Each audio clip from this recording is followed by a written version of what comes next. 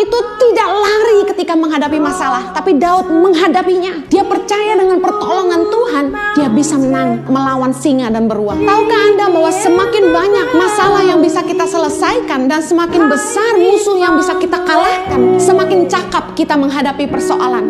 Berserulah kepada Tuhan dan jangan kepada manusia. Setiap kali menghadapi masalah dalam hidup, pergumulan hidup ini, nomor satu, datanglah kepada Tuhan. Berserulah kepada Tuhan. Jangan cari manusia. Proses hidup yang Tuhan izinkan terjadi dalam hidup kita adalah cara Tuhan untuk mempersiapkan kita untuk tujuannya yang besar. Saya bersyukur Tuhan itu sudah mempersiapkan hidup kita jauh sebelum kita menghidupi rencananya hari ini.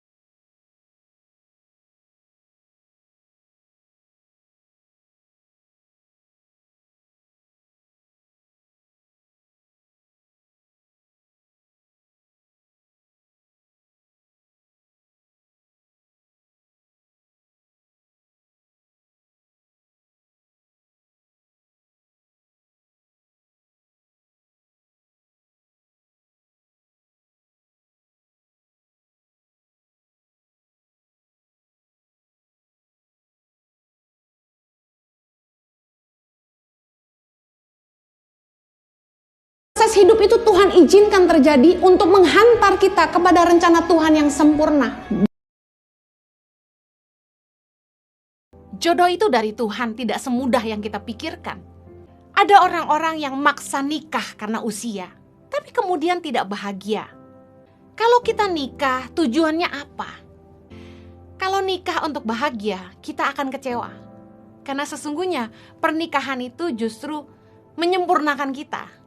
Membuat kita harus berubah dalam segala aspek. Ketika kita hidup dua menjadi satu, tidaklah mudah.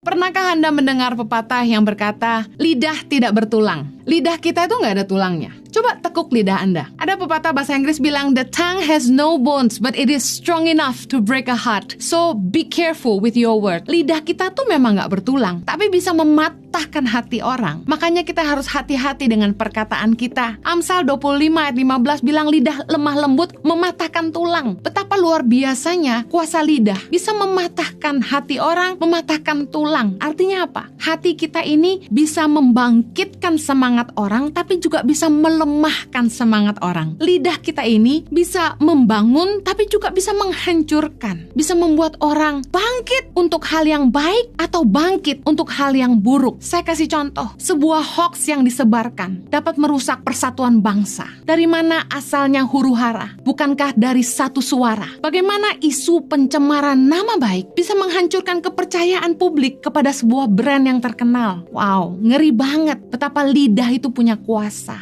Yakobus 3 ayat 8 bilang gini, tetapi tidak seorang pun yang berkuasa menjinakkan lidah. Ia adalah sesuatu yang buas, yang tak terkuasai, dan penuh racun yang mematikan. Lidah kita ini gak bisa dikuasai oleh orang lain kecuali diri kita sendiri. Kita bisa bebas ngomong apa saja. Banyak orang yang bilang, bukankah ini negara demokrasi, semua orang berhak mengeluarkan suara? Ya, benar. Tidak ada yang bisa menguasai lidah Anda, tapi Anda bertanggung jawab juga untuk setiap suara yang Anda keluarkan. Tahukah Anda bahwa lidah kita menentukan hidup kita di bumi ini dan di kekekalan nanti? Amsal 18 ayat 20 berkata, perut orang dikenyangkan oleh hasil mulutnya. Ia dikenyangkan dikenyangkan oleh hasil bibirnya. Ayat 21 berkata, hidup dan mati dikuasai lidah. Siapa suka menggemakannya akan memakan buahnya. Ketika kita melamar pekerjaan, tahukah Anda bahwa kita diterima bekerja di sebuah tempat bukan karena penampilan kita saja, bukan karena kerennya ijazah kita, tapi ada fase interview yang kemudian menjadi penentu akhir apakah kita diterima bekerja atau tidak. Firman Tuhan gak pernah salah. Perut orang dikenyangkan oleh hasil mulutnya. Bagaimana seseorang ketika dia bisa menguasai lidahnya dan dia beroleh kepercayaan dari atasannya, lalu dia diberi posisi yang lebih tinggi dan diberi jabatan dan bahkan gaji yang lebih. Perut orang dikenyangkan oleh hasil mulutnya, dikenyangkan oleh hasil bibirnya. Firman Tuhan ini terbukti. Kalau kita gak bisa menjaga confidentiality sebuah perusahaan di mana kita bekerja, kita akan mendapat kecaman, bahkan tuntutan tindak kriminal karena tidak menjaga kerahasiaan perusahaan yang dilindungi oleh undang-undang. Kalau kita menjaga lidah kita, kita akan menuai yang baik. Karena firman Tuhan bilang gini, hidup dan mati dikuasai lidah.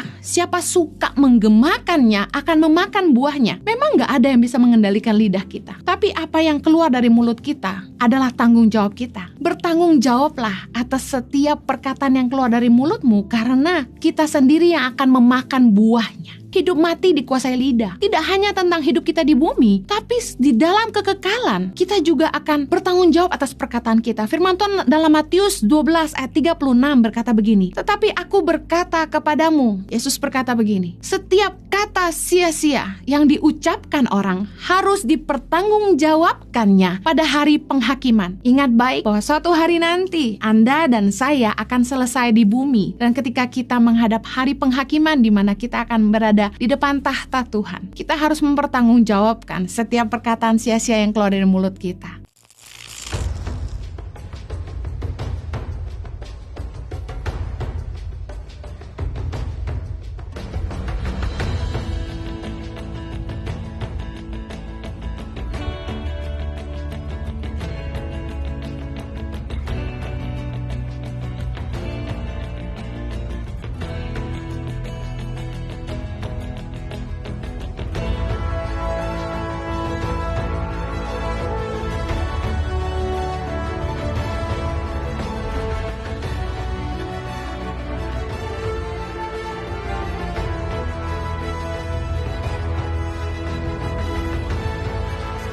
Cerita anak pedalaman dalam meraih mimpi dan mengejar cita-cita bersama Tangan Pengharapan.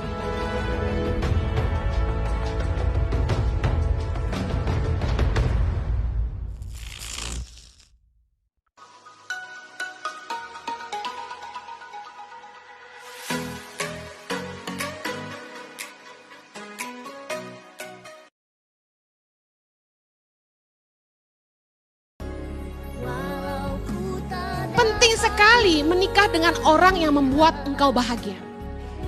Jangan mata duitan. Hanya karena engkau butuh menikah dengan orang kaya. Tapi kalau engkau nggak bahagia, buat apa? Sampai saya mau kasih tahu, hidupmu akan menderita selamanya. Saya ketemu banyak orang yang menikah dengan pacar. Saya mau bilang gini sama yang cewek-cewek, dengerin saya. Kamu kalau naksir cowok tuh lebih baik cari yang udah ada umur. Kenapa? Kalau baru start belum ketahuan. Mau lihat jadi enggak tuh kira-kira umur 40 lah. Serius, mendekati lah. Kalau kawin sama anak ingusan, dia anak orang kaya, lu lihatnya dia naik mobil mewah. Tunggu 10 tahun lagi dia jadi apa? Itu bargain loh. Itu gambling banget, saudara. Kalau saya jadi saudara, saya milih bukan anak ingusan, saya milih yang udah jadi aja. Masalahnya satu lagi, kalau udah jadi udah ada yang punya biasanya.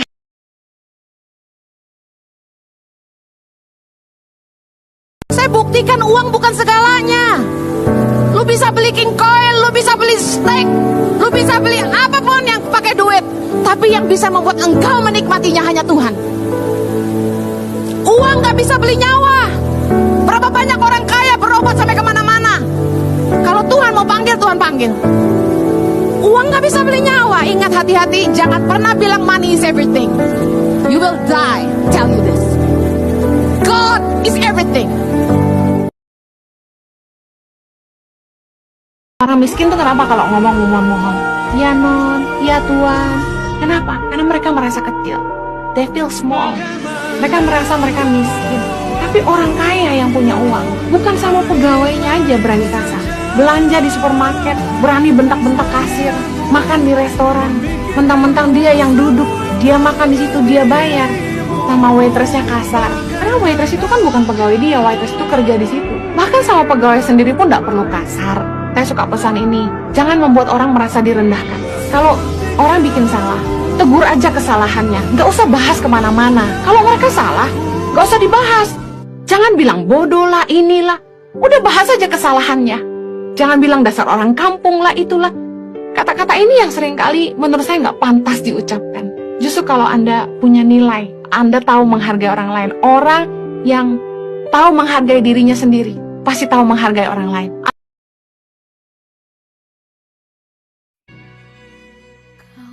Jodoh nih dari Tuhan nggak selalu nyenengin hati kita. Mungkin nggak sesuai dengan kriteria kita. Karena gini, yang dari Tuhan belum tentu selalu bikin kita happy. Justru yang namanya saling melengkapi pasti ada gesekan, tapi itu dibutuhkan. Justru kita nggak punya kekuatan yang dia miliki. Karena itulah Tuhan akan kirim orang yang berbeda biasanya dengan kita untuk memperlengkapi kita. Kita pengen tahu apakah orang ini sungguh-sungguh orang percaya, orang beriman atau bukan, takut akan Tuhan atau tidak, lihat buah hidupnya. Seorang penolong dikirim Tuhan dalam hidup kita sebagai penolong yang sepadan. Justru dia yang akan menolong kita untuk menggenapi rencana Tuhan dalam hidup kita. Bukannya malah membuat kita jauh dari rencana Tuhan.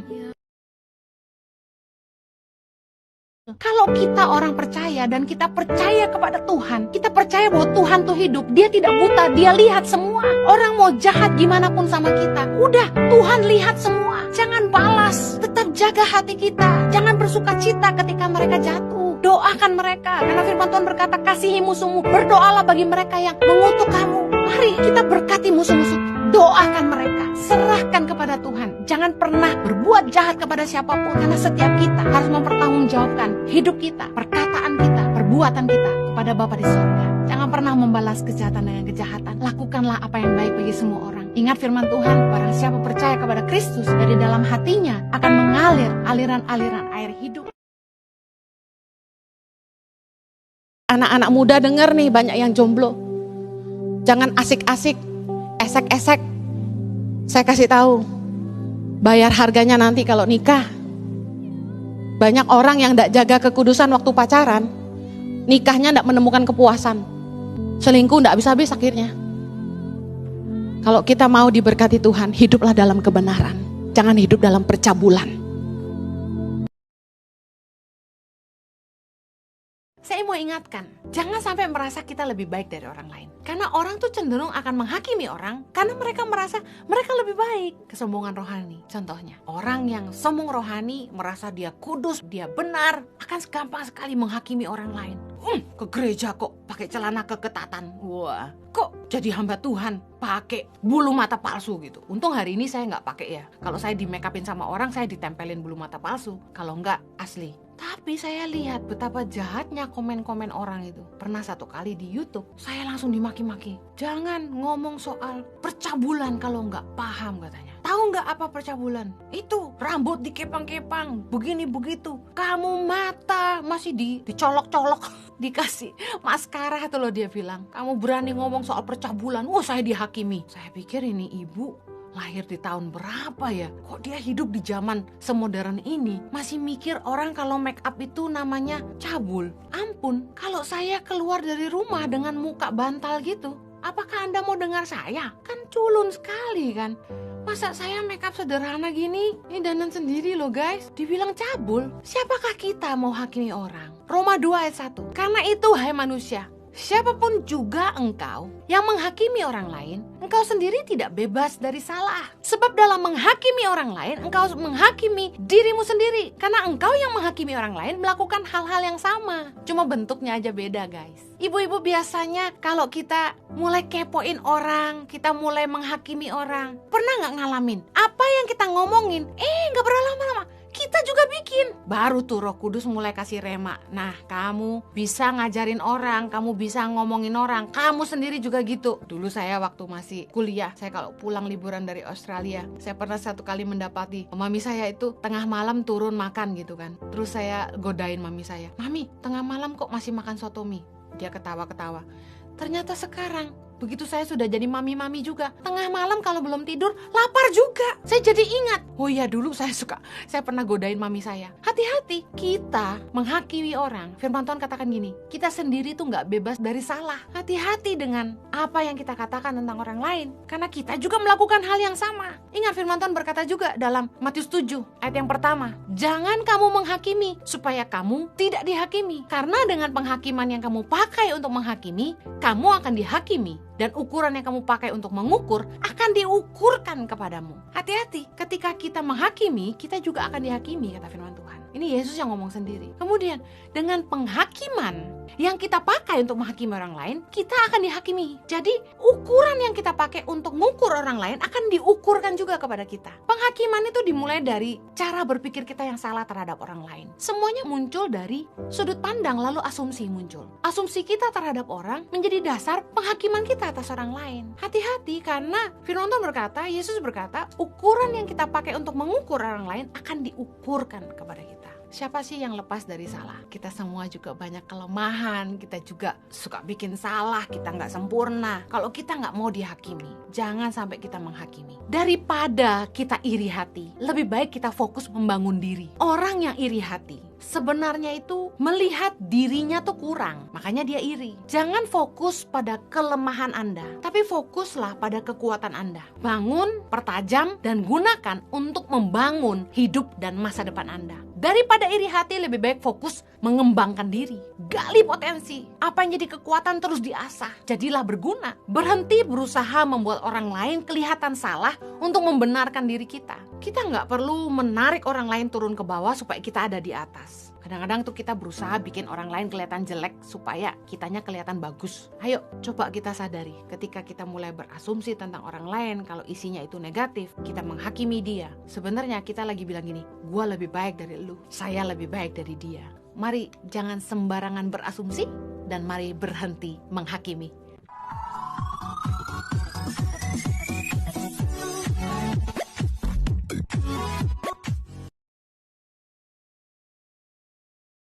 Kan tetapi carilah dahulu kerajaan Allah dan kebenarannya, maka semuanya itu ditambahkan kepadamu. Saya ngalamin ketika saya fokus sama kehendak Tuhan dalam hidup saya, dan saya latih hidup saya untuk berjalan dengan kebenaran Tuhan, Tuhan menyediakan semua yang saya butuhkan. Kalau kita hidup dalam perkenanan Tuhan, kasih karunia Tuhan tuh menyertai kita. Kita tidak khawatir tentang apapun. Saya percaya orang yang benar-benar mengenal Tuhan tidak hidup dalam kekhawatiran. Tahukah Anda bahwa kebaikan bukanlah kebaikan tanpa ketulusan? Orang tulus tidak mencatat perbuatan amal baiknya. Tidak suka ngungkit-ngungkit kebaikannya. Kalau Anda nolong orang, jangan bikin orang itu berutang budi sama Anda. Orang tulus itu tidak mengharapkan balasan. Kita tidak berbuat baik supaya orang baik sama kita. Kita kasih orang barang bukan supaya orang kasih kita barang. Jangan berbuat sesuatu supaya menerima sesuatu. Jangan menolong supaya Anda ditolong. Jangan memberi supaya Anda diberi. Lakukan dengan ketulusan, karena begini, orang yang menabur pasti menuai, katakan amin. Saya kasih tahu, ketika Anda menabur, pilihlah orang yang tidak bisa balas perbuatanmu. Karena apa yang manusia tidak bisa balas, itu bagian sorga yang membalasnya buat kita. Yang mengerti katakan amin. Kebaikan adalah kekuatan. Baik sama orang yang baik sama kita, itu mudah. Tapi bisa tetap baik, meskipun orang tidak baik sama kita. Saya mau kasih tahu, itu kekuatan. Orang baik itu tidak akan berubah hanya karena orang memperlakukan dia dengan tidak baik. Karena sifat asli orang baru kelihatan kalau dia disakiti. Para wanita dengar baik, istri yang cakep itu sangat berharga. Apakah Anda wanita yang berharga? Para istri yang berharga atau calon istri yang berharga? Pesan saya gini, mumpung masih ada yang cariin duit, jangan dihabiskan. Jadilah wanita yang bijak mengelola keuangan dan bisa dipercaya oleh pasangan. Mumpung suami kita masih sehat, masih produktif, masih bisa ngasih duit. Jangan sampai sebagai istri kita ngabis-ngabisin. Bijaklah mengelola dan harus bisa dipercaya.